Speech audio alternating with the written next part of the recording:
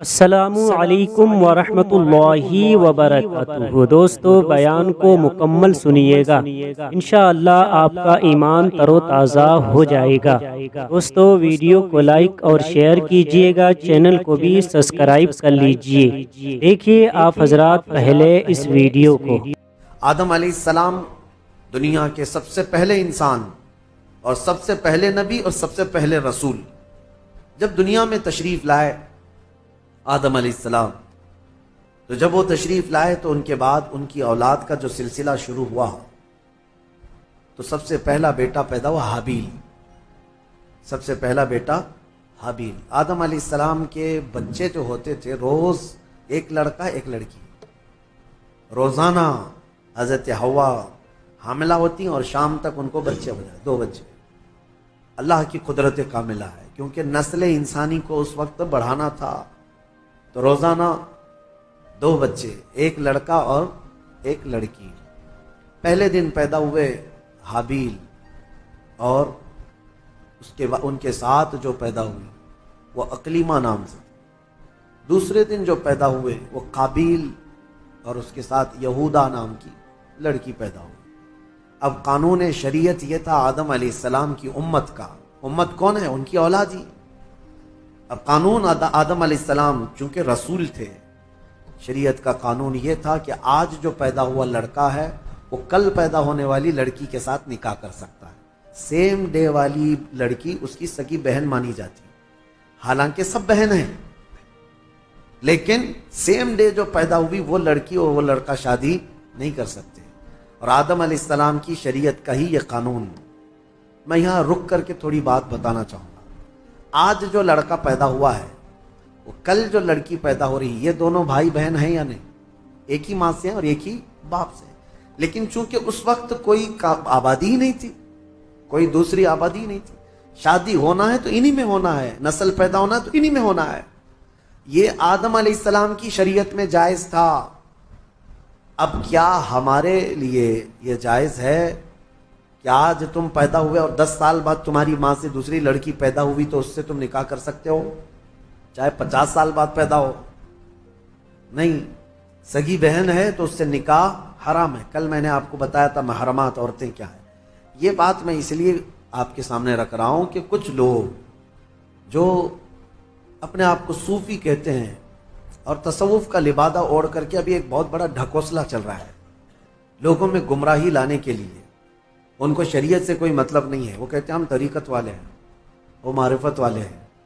ان کے ہاں کیا ہے، ایک چیز وہ دلیل کے طور پر لاتے ہیں کہ سجدہ کرنا اپنے پیر و مرشد کو یا قبروں کو یا اولیاء کو جائز ہے۔ وہ اس لیے کہتے ہیں کہ کیا آپ کو نہیں پتا آدم علیہ السلام کو سارے فرشتوں نے سجدہ کیا تھا؟ آدم علیہ السلام کو سجدہ کرایا گیا تھا نا، لیکن یہ انہیں فرق نہیں معلوم۔ فرشتوں کا سجدہ تھا آدم علیہ السلام کے لیے، وہ عبادت کا سجدہ نہیں تھا، وہ تعظیم کا سجدہ تھا۔ وہ کیا تھا؟ تعظیم کا۔ اور حکم کس کا تھا؟ اللہ کا تھا۔ اور پھر ان کے ہاں ایک دلیل ہے، یہ صوفی جو کہتے ہیں، گمراہ لوگوں کے بارے میں کہہ رہا ہوں، جو اوریجنل صوفی ہیں الحمدللہ وہ میرے مصطفیٰ کی شریعت کے پابند ہوتے ہیں۔ اصل صوفی دیکھنا ہو تو غوث اعظم ہے، اصل صوفی سرکار غریب نواز، وہ شریعت پر پورے کامل طور پر پابند تھے۔ اور ایک دلیل وہ یہ دیتے ہیں کہ یوسف علیہ السلام کو ان کے باپ اور ان کے 11 بھائی سارے لوگوں نے سجدہ کیا تھا، وہاں بھی وہ تعظیم کا سجدہ تھا۔ پہلی شریعتوں میں تعظیم کا سجدہ جائز تھا، لیکن میرے مصطفیٰ کی شریعت میں تعظیم کا سجدہ بھی جائز نہیں، تعظیم کا سجدہ بھی جائز نہیں۔ نہ کسی پیر کو، نہ کسی فقیر کو، نہ کسی ولی کو، کسی کو بھی سجدہ کرنا جائز نہیں ہے۔ میں ان کو الزامی جواب کے طور پر یہ کہتا ہوں، جو لوگ کہتے ہیں آدم علیہ السلام کو کیا سجدہ نہیں کیا گیا تھا، تو آدم علیہ السلام کی شریعت پہ چل رہے ہو یا محمد الرسول اللہ کی شریعت پہ چل رہے ہو؟ اگر آدم علیہ السلام کی شریعت پہ چل رہے ہو تو ان کے ہاں بہن سے نکاح بھی جائز تھا، کیا تم کر سکتے ہو؟ شریعت منسوخ ہو جاتی ہے، ایک نبی کے جانے کے بعد دوسرے نبی آئے، ان کی شریعت الگ ہو گئی، لیکن میرے نبی کے آنے کے بعد پچھلی تمام شریعتیں ختم ہو گئی۔ اب جو بھی چلے گی وہ کیا ہے؟ آئی نئی حکومت، سکہ نیا چلے گا۔ ویڈیو کو لائک اور شیئر کیجیے، چینل کو بھی سبسکرائب کر لیجیے۔ اور ابھی نبی کریم صلی اللہ علیہ وسلم کی شریعت، حتیٰ کہ قیامت کے قریب عیسیٰ علیہ السلام بھی تشریف لائیں گے تو فرمایا گیا وہ شریعت مصطفیٰ کے مطابق عمل کریں گے، وہ اپنی شریعت لے کر نہیں آئیں گے۔ حالانکہ عیسیٰ علیہ السلام نبی بھی ہیں، رسول بھی ہیں، ان کے زمانے میں ان کی شریعت تھی، لیکن قیامت کے قریب اب عیسیٰ علیہ السلام آئیں گے تو کس کی شریعت پر عمل کریں گے؟ ہمارے نبی پاک صلی اللہ علیہ وسلم۔ اب سنیے، آدم علیہ السلام کے بڑے بیٹے حابیل اور قابیل کا واقعہ اس میں آیا ہے۔ کیا واقعہ ہے؟ ہوا یہ کہ حابیل کے ساتھ جو لڑکی پیدا ہوئی ان کے ساتھ نکاح نہیں جائز تھا۔ دوسرے دن جو لڑکی پیدا ہوئی یہودا، اس کے ساتھ حابیل کا نکاح ہونا تھا، اور قابیل جو دوسرے دن والا ہے اس کا نکاح پہلے دن والی لڑکی سے ہونا تھا۔ لیکن مسئلہ یہ تھا کہ قابیل کو یعنی چھوٹے بھائی کو اپنے ساتھ جو پیدا ہوئی وہ لڑکی زیادہ پسند تھی، وہ خوبصورت بھی زیادہ تھی، وہ لڑکی زیادہ خوبصورت تھی اور اسے اپنے ساتھ پیدا ہوئی لڑکی سے ہی شادی کرنا تھا۔ آدم علیہ السلام نے منع فرما دیا کہ اللہ کا حکم ہے تم اس سے نکاح نہیں کر سکتے، اس لیے کہ یہ تمہاری سگی بہن ہے۔ دنیا میں سب سے پہلا فتنہ عورت کی وجہ سے ہوا، سب سے پہلا فتنہ۔ دونوں بھائیوں میں شدید اختلاف پیدا ہو گیا، حابیل اور قابیل میں اتنا شدید اختلاف پیدا ہوا کہ ایک لڑکی سے نکاح کرنا ہے، شادی کرنا ہے۔ اس شادی کے چکر میں دونوں کا جھگڑا بھی ہوا، یہاں تک کہ آدم علیہ السلام نے حکم دیا دونوں کو کہ تم دونوں ایک ایک قربانی کرو جانور، اور کھلے میدان میں لا کر کے اپنی اپنی قربانی رکھو۔ جس کی قربانی قبول ہو گئی وہ حق پر ہے، اور قبول ہونے کا طریقہ کیا ہے؟ آسمان سے کوئی چیز آئے گی اور جس کی قبول ہے وہ قربانی اٹھا کر لے جائے گی۔ یہ واقعہ بھی قرآن پاک میں موجود ہے۔ تو دونوں نے ایک ایک قربانی کی، حابیل نے بھی اور قابیل نے بھی۔ دیکھیں فیصلہ اب یہ سیدھے اللہ کی طرف سے آنا ہے۔ دونوں نے کھلے میدان میں اپنی قربانی کو ڈال دیا، جو ذبح کیا تھا انہوں نے۔ تھوڑی دیر کے بعد آسمان سے ایک آگ آئی اور حابیل جو بڑے بیٹے کی قربانی تھی اس کو آگ اٹھا کر آسمان میں غائب ہو گئی، وہ اس کی قربانی غائب ہو گئی۔ اب یہ واضح علامت تھی کہ حابیل حق پر ہے اور اللہ کا قانون بھی یہی ہے، لیکن قابیل کو نہ ماننا تھا، نہیں ماننا۔ عورت کی محبت دل میں ایسی رچ بس گئی تھی کہ وہ اس حقیقی نشانی کو دیکھنے کے بعد بھی وہ نہ مانا، کہا کہ میں نہیں مانوں گا۔ آدم علیہ السلام نے بہت سمجھایا کہ حد سے نہ بڑھو، اللہ تبارک و تعالی حد سے بڑھنے والوں کو پسند نہیں کرتا۔ پھر ہوا یہ کہ آدم علیہ السلام حج پہ چلے گئے، خانہ کعبہ کی زیارت کے لیے اللہ کا حکم ہوا، آدم علیہ السلام چلے گئے۔ اب یہ واقعہ کہاں پیش آیا تھا، اس میں تاریخ میں الگ الگ باتیں آتی ہیں، لیکن بہت سارے علماء کا کہنا ہے کہ یہ واقعہ ہندوستان میں ہی پیش آیا تھا، کیونکہ آدم علیہ السلام کی سرزمین جو ہے، سب سے پہلے جو جنت سے آپ اترے سرندیپ پہاڑ جو سری لنکا پہ ہے، تاریخی روایات یہ بتاتی ہیں آدم علیہ السلام وہاں اتارے گئے تھے۔ سری لنکا کوئی الگ کنٹری نہیں تھی، وہ انڈیا میں ہندوستان میں تھا، اور اسی سے پتہ چلتا ہے کہ پورا ہندوستان ہمارے باپ کا ہے۔ حقیقت ہے یعنی سب کے باپ کا ہے، آدم علیہ السلام ہمارے باپ ہیں، پوری دنیا کے باپ ہیں۔ تو یہ واقعہ جب پیش آیا، آدم علیہ السلام جب حج پہ چلے گئے، اب دونوں کے درمیان جو لڑکی کو لے کر اختلاف تھا وہ کیا ہوا، کہاں تک چل گیا؟ اب شیطان آیا، سب سے پہلے انسانوں کو بہکانے اور ورغلانے کا جو چیلنج کر کے آیا تھا اللہ کی بارگاہ سے۔ اللہ تعالیٰ نے اس کو آدم علیہ السلام کو سجدہ نہ کرنے کی وجہ سے مردود کر دیا تھا، نکال دیا تھا، اور اس نے اللہ کو یہ چیلنج کیا تھا کہ آدم کی جتنی اولاد پیدا ہوگی سب کو میں گمراہ کروں گا، کبھی ان کے سامنے سے، کبھی بائیں سے، کبھی دائیں سے، کبھی پیچھے سے آ کر میں ان کو بہکاؤں گا، تیرے سیدھے راستے پر کسی کو چلنے نہیں دوں گا۔ یہ اللہ سے اس نے چیلنج کیا تھا، اللہ نے فرمایا جا تجھے قیامت تک کی عمر دیتا ہوں، قیامت تک کی تجھے عمر ہے، جتنی کوشش کر سکتا ہے کر۔ لیکن رب تعالیٰ نے فرمایا میرے کچھ مخلص بندے ایسے ہوں گے جن پر تیرا داؤ نہیں چل سکے گا۔ اللہ ہمیں ان مخلص بندوں میں شمار فرمایا۔ شیطان پہلی مرتبہ آیا، دونوں بھائیوں کے بیچ میں دیکھا لڑکی کو لے کر کے اختلاف ہے، تو یہاں آگ لگانا اب اس کا کام تھا۔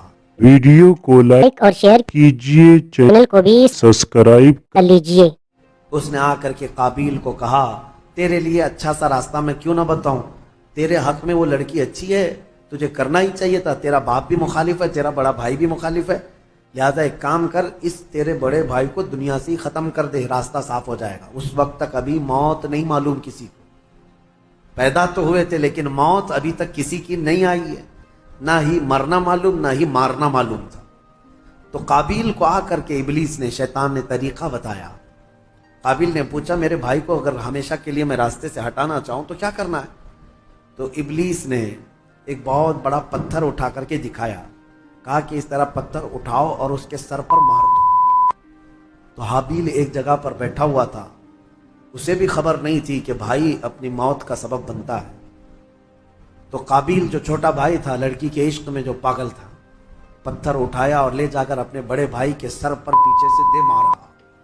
जैसे ही मारा तो वो सर फट गया और बड़े भाई का उसी जगह पर इंतकाल हुआ। दुनिया का पहला मर्डर है, दुनिया की पहली मौत और दुनिया का पहला कत्ल किसने किया? छोटे भाई ने बड़े भाई। किसके लिए किया वो भी पता है, औरत के लिए किया। हुआ ये कि कत्ल करने के बाद अब ये तक नहीं पता था उसको कि करना क्या इस लाश का। अल्लाह फरमाता है, फबअतल्लाहु गुराबन यबहसु फिल अर्द, अल्लाह ताला ने कौवे को भेजा। कौवा, जो दो कौवे आसमान से उड़ते हुए आए, एक कौवा दूसरे कौवे को ठोंक मारता था, लड़ाई दोनों की चल रही, दोनों कौवों की लड़ाई चल रही। कुरान में अल्लाह ने बयान फरमाया, लड़ते लड़ते एक कौवे ने दूसरे कौवे को इतना मारा कि जमीन पर गिर गया, एक कौवा मर गया, दूसरा कौवा बैठा था। एक जिंदा कौवा है और एक मुर्दा कौवा है, कौवे भी दोनों भाई ही होंगे और क्या पता वो भी किसी लड़की के लिए लड़ रहे हो, लेकिन ये तो तफसीर में नहीं है, क्यों लड़ रहे थे ये तो नहीं मालूम। लड़े और मारा भी एक कौवे ने और मर गया दूसरा कौवा। तो रब ताला फरमाता है, पहले कौवे ने अपने पैरों से जमीन खोदना शुरू किया, कुछ जमीन खोदा और मरे हुए कौवे को उस गड्ढे में धकेल दिया और फिर पैरों से उसके ऊपर मिट्टी डाल दिया। तो काबिल वो कौवों की इस हरकत को देख रहा था।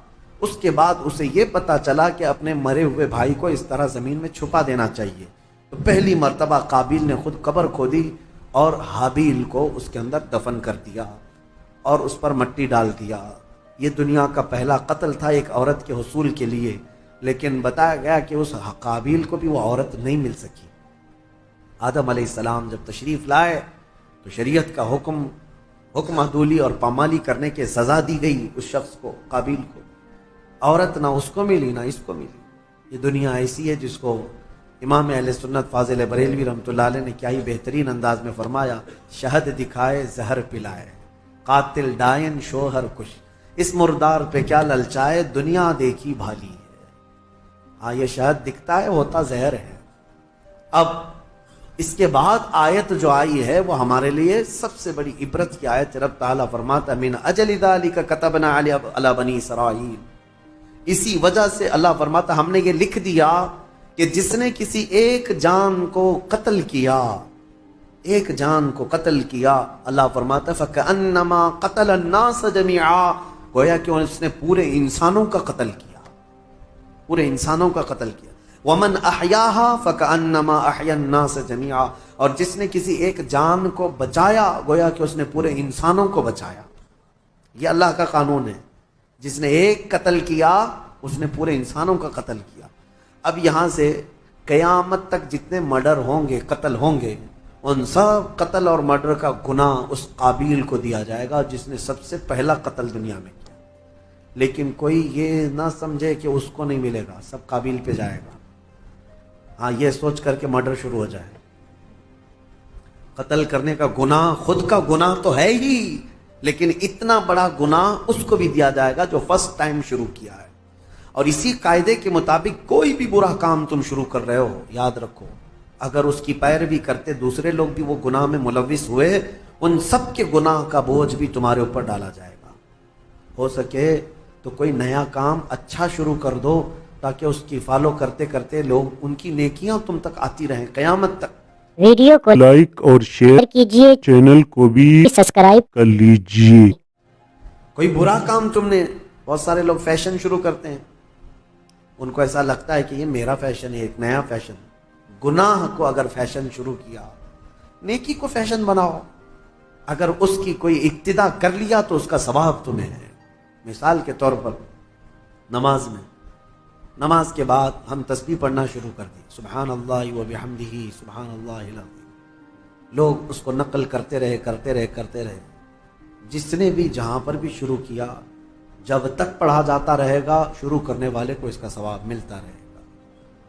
آپ نماز کے بعد سلام شروع کر دیے، برسوں تک اگر میرے آقا کی بارگاہ میں لوگ اسی پر نقل کرتے ہوئے سلام پڑھتے رہے تو اس نئے کام کی ابتدا کرنے کا ثواب تو ہے ہی، لیکن جتنے لوگ اس نیک کام پر عمل کرتے رہیں گے ان سب کا ثواب بھی آپ کو دیا جائے گا، اور عمل کرنے والوں کے ثواب میں بھی کوئی کمی نہیں ہوگی۔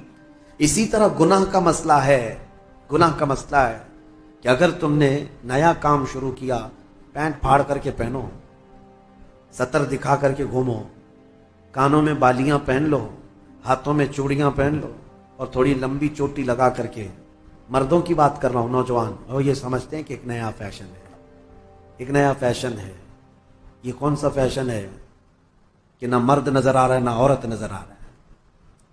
اگر اس طرح کی حرکت کر کے کوئی نیا فیشن سمجھتا ہے گناہ کو، اور اس کا دیکھا دیکھی جتنے لوگ اس پر عمل کرتے رہیں گے ان سب کا گناہ اس کے اوپر ہوگا۔ شروعات میں اپنی جانب سے کوئی ایسی چیز نہ لاؤ، اللہ ہم سب کی حفاظت فرمائے۔ اس پر ایک نفیس بات میں گفتگو کر کے آگے بڑھ جاتا ہوں۔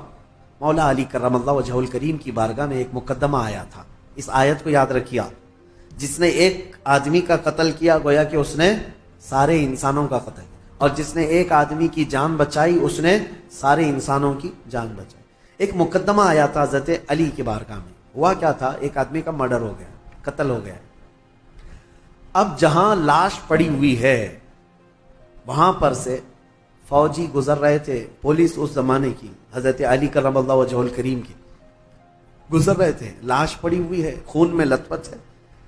اسی وقت اتفاق سے ایک آدمی وہیں جھاڑیوں کے پاس تھا جو چاقو اٹھایا ہوا تھا اور اس کے ہاتھ میں خون لگا ہوا، فوراً پولیس نے اس کو پکڑ لیا۔ ایک آدمی کا قتل کیا، وہ چلاتا رہا میں قاتل نہیں ہوں، میں نے نہیں مارا ہے۔ کہا کون مارا ہے؟ لاش پڑی ہوئی ہے، چاقو تیرے ہاتھ میں، خون تیرے ہاتھ میں لگا ہوا ہے۔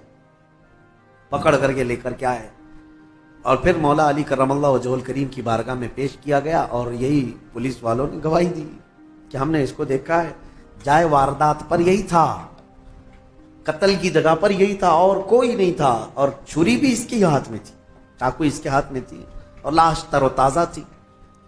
اب اس سے کہا گیا تیرے پاس کوئی ثبوت، کوئی دلیل ہے کہ تو نے قتل نہیں کیا؟ کہا میں کیا بتاؤں، کوئی کیسے بتاؤں؟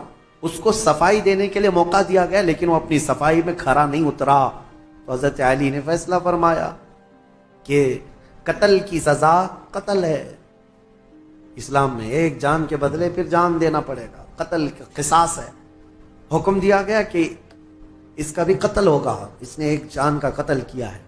وہ کھڑا تھا، اب اس کو سزا کے لیے، موت کی سزا کے لیے لے جایا جا رہا تھا، اتنے ہی میں عدالت میں ایک شخص بھاگتا ہوا آیا، دوڑتا ہوا آیا، کہا امیر المومنین اس شخص کو چھوڑ دیں، وہ بے گناہ ہے، وہ مجرم نہیں ہے۔ کہا کیسے تجھے پتا؟ کہا جو مقتول ہے، جو لاش ہے، جو پڑی ہوئی آپ کو ملی ہے، اس کا قاتل میں ہوں، میں نے قتل کیا، میرے سے اس کے معاملات تھے، رنجش تھی، میں نے قتل کیا ہے۔ لیکن میں نے جب دیکھا اس کو کہ یہ بیچارہ ناحق مارا جائے گا تو میرا دل نہیں رہا، نہیں گیا مجھ سے، میں حاضر ہو گیا، میں اقرار جرم کرتا ہوں، اس کی جان چھوڑ دیجیے۔ تو اس کو چھوڑ دیا گیا۔ اب اس کو پکڑ لیا گیا، جو نیا قاتل آیا ہے، اقراری مجرم ہے۔ اب اس کو سزا دی گئی کہ اب اس کو جو ہے قتل کی سزا ہوگی، کہ یہ حقیقت میں یہ مجرم تھا۔ اس وقت مولا حسین اور مولا امام حسن رضی اللہ تعالیٰ بچپن میں تھے یا جوانی میں تھے، بارگاہ حیدر کرار میں وہ بھی بیٹھے رہتے تھے۔ امام حسن مجتبیٰ کھڑے ہوئے، کہا بابا جان آپ نے فیصلہ پہلے والے کے بھی قتل کا سنایا تھا، دوسرے والے کی بھی قتل کا، اس کی بھی موت کی سزا، اس کو معاف کرنا چاہیے دوسرے والے کو۔ کہا کیسے؟ کہا آپ سزا کس آیت کے تحت سنا رہے ہیں؟ کوئی آیت ہوگی نا قرآن میں، قانون کیا ہے؟ فرمایا من قتل نفسا بغیر نفس، ایک جان کو جس نے قتل کیا اس نے انسانیت کا قتل کیا ہے، لہذا اس کو قتل کیا جائے گا۔ دوستو ویڈیو کو لائک اور شیئر کیجیے، کیجیے، چینل کو بھی سبسکرائب سبسکرائب کر لیجیے۔ تو پھر حضرت امام حسن نے کہا یہ جو حقیقی مجرم ہے، یہ آیت کے دوسرے حصے پر بھی تو آتی ہے ومن احیاها فکانما احیا الناس جميعا، جس نے کسی ایک جان کو بچایا اس نے پوری کائنات کو بچایا۔ اگر یہ نہ آتا تو وہ ناحق مارا جاتا، پہلا والا یہ آیا اور اس کی جان کو بچایا ہے اس نے، تو بچانے کا انعام بھی تو اس کو ہونا چاہیے۔ تو اس کو بچانے کے عوض میں پھر اس کو معاف کرنے کا پروانہ دیا گیا، لیکن جو مقتول تھا اس کے گھر والوں کو بلایا گیا کہ کیا تم اس قاتل کو معاف کرتے ہو؟ تو دیت لے کر کے، جو معاوضہ ہوتا تھا وہ لے کر کے گھر والوں نے بھی اس کو معاف کیا۔ میرے عزیزو، یہ آیت آج پوری دنیا جانتی ہے، قرآن میں موجود ہے۔ ہم مصر میں تھے پڑھنے کے زمانے میں، اس آیت کو دہرا رہا تھا امریکی پریزیڈنٹ اس وقت اوباما، وہاں پر آیا ہوا اور وہ یہ آیت کو بار بار پڑھ رہا تھا اور بتا رہا تھا کہ اسلام میں یہ ہے کہ ایک قتل جس نے کیا گویا کہ پوری انسانیت کا قتل کیا، اور جس نے ایک آدمی کو بچایا اس نے پوری کائنات کو بچایا۔ وہ بڑے بھاشن تھے، لیکن ہم یہ سوچ رہے تھے جو اسلام کی اتنی باریکی کو جانتے ہیں اور پھر دہشت گردی کا لیبل اسلام کے اوپر تھوپتے کیوں ہیں؟ جس دین نے یہ فرمایا ایک قتل بھی ناحق جائز نہیں، اس دین کے اوپر اتنا بڑا بلیم کہ یہ قتل کا آرڈر دیتا ہے، لوگوں کو مارنے کا حکم دیتا ہے۔ میرے عزیزو، آج بھی ہندوستان میں یہی پروپیگنڈا پھیلایا جا رہا ہے کہ قرآن میں ایسی آیتیں ہیں جس میں کافروں کو مارنے کے لیے آئی ہیں۔ ہاں آئی ہیں، میں انکار نہیں کرتا، آئی ہیں۔ اللہ تعالیٰ نے فرمایا جہاں پاؤ مارو، ہے یہ آیت بہت چبھتی ہے، حیث وجدتموہ فاقتلوہم حیث وجدتموہ، جہاں پاؤ قتل کر دو۔ اب اس کو سن کر کے پڑھ کر کے لوگوں کو وہ لگتا ہے کہ قرآن میں قتل کرنے کا حکم آیا، قتل کرنے کا حکم آیا، اتنا واویلا مچاتے ہیں، اتنا ڈھنڈورا پیٹتے ہیں۔ میں آپ کو بتاؤں، آپ اس چیز کو مذاق میں مت لیں، میں اگرچہ آپ کے ساتھ مذاق میں کہہ رہا ہوں، لیکن آیت حقیقت میں ہے اور آج بھی ہے، قرآن میں ہے، ہم نے تلاوت کیا، دوسرے پارے میں موجود ہے آیت۔ لیکن ایک لاجک آپ سے بھی اور ان سے بھی پوچھتا ہوں، دماغ میں آنے والی بات ہے، نماز کیوں پڑھتے ہیں؟ قرآن نے کیا کہا؟ اقیم الصلاۃ، نماز قائم کرو۔ پوری دنیا کے مسلمان نماز پڑھ رہے ہیں کہ نہیں پڑھ رہے؟ کیوں؟ قرآن میں جو آیا مسلمان پریکٹیکلی اس پر عمل کرتے ہیں، قرآن میں خالی لکھنے کے لیے نہیں آیا، مسلمان اس پر عمل کرتے ہیں۔ اور پوری دنیا جانتی ہے سب سے زیادہ پریکٹیکل اپنے دین پر کوئی مذہب کے لوگ کرتے ہیں تو صرف مسلمان کرتے ہیں۔ سب سے زیادہ پریکٹیکلی جو ہے لائف کسی کی ہے ریلیجیس جس کو کہتے ہیں، وہ مسلمان ہیں پوری دنیا میں۔ باقی سب کے وہاں لکھے ہوئے بہت کچھ ہیں لیکن زندگی میں نہیں ہے۔ نماز پڑھنے کا حکم ہے، ہم نماز پڑھتے ہیں۔ زکوٰۃ دینے کا حکم ہے، ہم زکوٰۃ دیتے ہیں، ہے نا؟ حج کرنے کا حکم ہے، ہم حج کرتے ہیں۔ روزہ رکھنے کا حکم آیا، ہر سال رکھتے ہیں کہ نہیں؟ تو قتل کرنے کا حکم آیا، 1400 سال سے قتل کیوں نہیں کرتے؟ کیا جہاں مسلمانوں کی حکومت مار رہے ہیں، قتل کر رہے ہیں؟ اور ان پاکھنڈیوں کو سوچنا چاہیے، اس ملک پہ 700 سال تک ہمارا راج رہا ہے، اگر اس آیت پر عمل کیے ہوتے تو ایک کیڑا بھی نہیں بچتا۔ اس آیت پر اگر عمل کیے ہوتے تو کوئی ایک مچھر اور ایک کیڑا بھی نہیں بچتا۔ انہیں سمجھنا چاہیے کہ اس کا ایک بیک گراؤنڈ ہے، اس آیت کا کس وقت نازل ہوئی، کس کے لیے نازل ہوئی، اور اس کو لا کر کے سب جگہ تھوپتے رہتے ہیں۔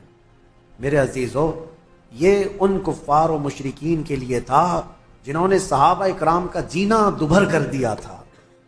اب میں آپ سے ان سے ایک سوال کرتا ہوں، ہمارے ملک میں کوئی دشمن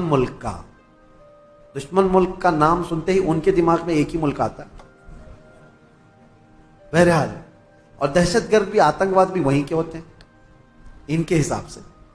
اگر 4 آتنکوادی گھس کر کے آ گئے ہیں میرے اپنے اس دیش میں، آپ کے ملک میں، اور وہ سڑکوں پر دندناتے ہوئے گھوم رہے ہیں، تو یہاں کی جو عدالت عالیہ ہے، ہائی کورٹ ہو، اوپر کی عدالت، وہ کیا آرڈر جاری کرے گی پولیس کو؟ جہاں پاؤ انکاؤنٹر کرو، जहां पाओ, क्यों देश द्रोही हैं, मुल्क को नुकसान पहुंचा सकते हैं, यहाँ के बाशिंदों को बम से उड़ा सकते हैं। तो ऐसे खतरनाक डेंजर लोग अगर मुल्क में दाखिल हो गए, कॉमन सी बात है, हर मुल्क वाला यही ऑर्डर जारी करेगा कि ये जहां नजर आए इनको मार डालो, शूट करो, वहां स्पॉट पे शूट करो। ये आज करना जायज़ है। और इस्लाम में जो हुक्म आया था इसी नहज पर था कि मक्का से सहाबा को, रसूल पाक सल्लल्लाहु अलैहि वसल्लम को घर बार सब छोड़ करके जाना पड़ा। इन जालिमों को ये नहीं मालूम कि मेरे आका ने 3 साल तक पत्ते खाए मक्का में। मक्का वालों ने ऐसा बाइकाट करके रखा था, सलाम कलाम हर चीज बंद, तिजारत लेन देन सब बंद था हुजूर पाक पर। चमड़े पानी में उबाल करके खाए 3 साल तक। ये जुल्म किया। क्या वो सब इन्हें नहीं पता कि बिलाल हबशी को अंगारों में सुलाते थे, ये पैर में रस्सी बांध करके सड़कों पर खींचते थे। हजरत खब्बाब बिन अल-अरत को खुबैब इब्न अदी को मुसला कर दिया था, होंठ काटे थे, नाक काटे थे, कान काटे थे, आंखों में गरम सलाइयां फेरी थी, नाखूनों को पकड़ से खींचा था। यह दहशतगर्दी नहीं है? और ऐसे हालात में जब रसूल पाक हिजरत करके मदीने चले गए तो ये जालिम वहां पर भी जाने लगे, कहां, मदीने को भी उजाड़ने के लिए। अब बताओ अल्लाह का हुक्म नहीं आएगा कि ऐसे आतंकवादी जब भी मदीने में आए पकड़ो इनको? और क्या करना चाहिए? ये इंसाफ है या अदल का तकाजा है? आज भी मेरे मुल्क की अगर हिफाजत की बात पूछेगा मुझसे कोई, मैं यही कहूंगा कोई दुश्मन मुल्क का आतंकवादी और यहां मेरे मुल्क को नुकसान पहुंचाने के लिए आएगा, बगैर सोचे समझे हम ऑर्डर जारी करते हैं अगर हमारे पास पावर होगा। हाँ, और दूसरी बात, इस आयत को ये लोग लेकर के बहुत वावेला मचाते हैं, काफिरों को मारना है, काफिरों को मारना है, कुरान में लिखा है, कुरान में लिखा है। ये किसके लिए हुक्म है? हर मुसलमान के लिए नहीं है। जो साहब इख्तियार, जो पावर वाला है, जो सजा देने के इख्तियारात जिसको है, उसको हुक्म दिया गया। चोरी करने पर कुरान में हाथ काटने की भी सजा है, लेकिन ये नहीं है कि हमारे घर में चोर रात में पकड़ा गया और मैं चाकू लेके रात में काट डालूं। यह नहीं है। इस्लामी हुकूमत भी है तो चोर को पकड़ो और ले जाओ, हाकिम के पास पेश करो, हाकिम फिर सजा देगा। ये नहीं कि हर घर वाले चाकू लेके बैठे रहे। तो इस्लाम में सजा देने के भी जो अहकाम है वो हुक्काम से रिलेटेड है, जो साहिब इख्तियार है वो सजा देंगे। तो बहरहाल आप इस बात को समझें। बहुत मरतबा मैंने इसका क्लेरिफिकेशन दिया है कि कुरान में जो आयतें आई हैं वो कत्ल के लिए, उनका एक बैकग्राउंड है, उनका एक पस मंज़र है, वो एक ख़ास वक्त के लिए हुई थी, उस वक्त के क्या हालात थे ये सब पढ़ना चाहिए, फिर कुरान पर उंगली उठाओ। अल्लाह करीम हम सबको हक्कानियत पर कायम रखे और हक बोलने की तौफीक अता फरमाए। मेरे अजीज़ों, जिहाद के सिलसिले में भी आयतें आई हैं, मैं खुल करके बताऊंगा। यकीनन जिहाद एक मुक़द्दस लफ्ज़ है। नबी पाक सल्लल्लाहु ताला अलैहि वसल्लम ने जितने जिहाद फरमाए उनमें अक्सर डिफेंस के लिए भी हुए, डिफेंस के लिए हुए हैं। और कुछ लोग ये एतराज़ करते हैं कि उन्होंने ज़बरदस्ती, जो कलमा नहीं पढ़ता था उसको जाके मारते थे। नहीं, नबी पाक सल्लल्लाहु ताला अलैहि वसल्लम ने ऐसा हुक्म नहीं फरमाया और ना ही पूरी दुनिया के मुसलमानों को यह हुक्म दिया गया। आज मुझे आप ये बताएं, हिंदुस्तान में अभी ये कहते हैं अभी तुम्हारा पावर नहीं इसलिए मारते नहीं हो, और फिर जो पावर था 700 साल तक, तब क्या किया? क्या यहाँ के हर मंदिर को तोड़ दिया गया? क्या यहाँ के सारे हिंदुओं को ख़त्म किया गया? आज भी मेजॉरिटी हिंदुओं की है, हर ज़माने में रही है, उस ज़माने में भी थी। हाँ, कुछ मंदिर अगर टूटे हैं, कुछ मस्जिद भी टूटे हैं, लेकिन वो जंगों में, आपसी मामलात में हो सकता है, वरना 1000 साल पुराने मंदिर भी आज हिंदुस्तान में मौजूद हैं। 1000 साल पुरानी जिनकी तारीख है वो आज भी मौजूद हैं। बंगाल की सरजमीन में, हमारे कर्नाटक में जाएं, 800 साल पुराने मंदिर मौजूद हैं। उन मंदिरों के साथ छेड़छाड़ नहीं किया गया था जब यहाँ पर इस्लामी हुकूमत थी। मेरे अजीज़ों, इस्लाम इस बात का हुक्म नहीं देता। सैयदना उमर फारूक रदी अल्लाह ताला अन्हु जब बैतुल मुक़द्दस फतह हुआ तो खुद चल करके गए थे। मैं आपको बताऊं, बैतुल मुक़द्दस में पहली अजान हुई, नमाज हुई, वहां आज भी एक गिरजाघर, एक चर्च है बैतुल मुक़द्दस से करीब, क्योंकि ईसाइयों की हुकूमत थी, ईसाइयों से मुसलमानों के हाथ में आई बैतुल मुक़द्दस। तो जब हजरत उमर गए तो ईसाइयों ने रिक्वेस्ट ये किया, खलीफतुल रसूलुल्लाह अमीरुल मोमिनीन आए हैं, सब देखने के लिए आ गए थे हजरत उमर को, नाम तो सुना था। तो ईसाइयों का जो बड़ा पादरी था वो आ करके रिक्वेस्ट करता है कि आप आए हैं तो हमारी चर्च में भी विजिट करें, हमारी गिरजाघर, हमारी इबादतगाह। हजरत उमर वहां तक गए امیر المومنین. تو عیسائیوں نے یہ کہا کہ آپ یہاں پر نماز پڑھ لیں. کون سی نماز؟ ان کی نہیں، مصطفیٰ کریم کی شریعت، ہماری نماز. حضرت عمر فاروق رضی اللہ تعالیٰ عنہ نے اندر نماز نہیں پڑھا، باہر نماز پڑھا. تو ان لوگوں کے دلوں میں ایک بات یہ آئی، کیا ہماری عبادت گاہ میں آپ کی عبادت نہیں ہوتی؟ سنو، حضرت عمر فاروق رضی اللہ تعالیٰ عنہ نے فرمایا یہ میرے نبی کی خصوصیت ہے کہ اللہ نے پوری روئے زمین میرے نبی کے لیے سجدہ گاہ بنایا. جہاں پاک زمین ہو ہم سجدہ کریں گے. لیکن مسئلہ یہ ہے، دور اندیشی حکمت حضرت عمر کی یہ تھی، فرماتے ہیں اگر میں یہاں نماز پڑھ لوں تو آج کو تو چل جائے گا، بعد میں آنے والے لوگ اس کو میری عبادت گاہ اور میری سجدہ گاہ کے طور پر تمہاری گرجا گھر کو توڑ دیں گے، تمہارے چرچ کو ختم کر دیا جائے گا اور یہ محراب عمر بن جائے گا. اور یقیناً بنتا. جہاں حضرت عمر نماز پڑھے ہوں اس کو کیوں نہیں امت برکت کا سبب سمجھتی، محراب عمر بن جاتی. حضرت عمر کہتے ہیں کہ یہ تمہاری عبادت گاہ پھر باقی نہیں رہے گی. تو جن کے اندر اتنی وسعت ظرفی ہے، اتنا کشادہ دل ہے، ان کو آج کہا جاتا ہے کہ سب چیزیں توڑ دی گئیں. جو چیزیں ٹوٹی ہیں اس کی تاریخ لے کر کے آؤ، انشاءاللہ اس کے بعد ہم بات کریں گے. اسلام عدل و مساوات کے ساتھ، امن کے ساتھ پھیلا ہے. اللہ کریم ہم سب کو اسی دین پر زندہ رکھے اور اسی دین پر ہمارا خاتمہ بالخیر فرمائے. اور اس میں سورہ مائدہ اور سورہ انعام کی جو ہم نے آج تلاوت کی، ایک آیت میں پڑھتا ہوں 7ویں پارے کی، کیونکہ اس کا حق باقی رہ جائے. اللہ تبارک و تعالیٰ نے اس میں فرمایا فَلَمَّا نَسُوا مَا ذُكِّرُوا بِهِ فَتَحْنَا عَلَيْهِمْ أَبْوَابَ كُلِّ شَيْءٍ. یہ ہم سب کے لیے بہت درس والی آیت ہے. اللہ فرماتا ہے جب لوگ مجھے بھول جائیں، جب لوگ مجھے بھول جائیں، اللہ کو بھول جائیں، تو اللہ فرماتا ہے ہم ان پر خوشیوں کے سارے دروازے کھول دیتے ہیں. اللہ اکبر. جب بندہ اللہ کو بھول جائے، عبادت سے دور بھاگنے لگے، اللہ فرماتا ہے میں اس پر خوشیوں کے سارے دروازے کھول دیتا ہوں. حتی اذا فرحوا بما اوتوا، یہاں تک کہ وہ خوب خوش ہو جائے جو کچھ بھی ہم نے دیا ہے. پھر اللہ فرماتا ہے فاخذناہم بغتہ، اچانک ایک دن ہم ان کی پکڑ کریں گے، اچانک ایک دن پکڑ کریں گے. جب زیادہ خوشیاں آنے لگ جائیں تو یہ بھی ڈرو کہ کہیں اللہ نے مجھے ڈھیل تو نہیں دے دیا، میرے گناہوں کی وجہ سے مجھے مہلت تو نہیں دے دیا. اس بات سے خوف کریں، ڈریں. اور جو لوگ یہ کہتے ہیں کہ ہمیشہ خوشیاں ہی خوشیاں ہونی چاہیے، ایسی بھی چیز مت مانگو. دنیا قید خانہ ہے، دنیا قید خانہ. حقیقی خوشیاں تو ہماری جنت میں رکھی ہیں. لیکن اس آیت کو سمجھو، اللہ فرما رہا ہے جب لوگ بھول جائیں تو اللہ ساری خوشیوں کے دروازے کھول دیتا ہے. اور جو دوسروں کو آج خوش دیکھ رہے ہیں کہ وہ کفار ہیں، مشرکین ہیں، ایک نماز نہیں پڑھتے، بڑی بڑی بلڈنگوں میں رہتے ہیں، دنیا ان سے تم مرعوب مت ہونا، ان کی جنت یہی ہے. ان کے لیے ساری خوشیوں کے دروازے اللہ نے کشادہ کر رکھا ہے. اگر تمہاری زندگی میں کوئی خوشی کم آتی ہے تو یہ سمجھ لو کہ اللہ نے ہمارا حصہ آخرت میں رکھا ہے. اللہ تبارک و تعالی ہم سب کو ان آیات بینات پہ عمل کی توفیق عطا فرمائے. بسم اللہ الرحمن الرحیم. اللہ کے نام سے شروع جو نہایت مہربان رحمت والا ہے. ایک روز حضرت ابو ہریرہ رضی اللہ تعالی عنہ ایک بار مدینہ شریف کی گلیوں میں صدا لگا رہے تھے.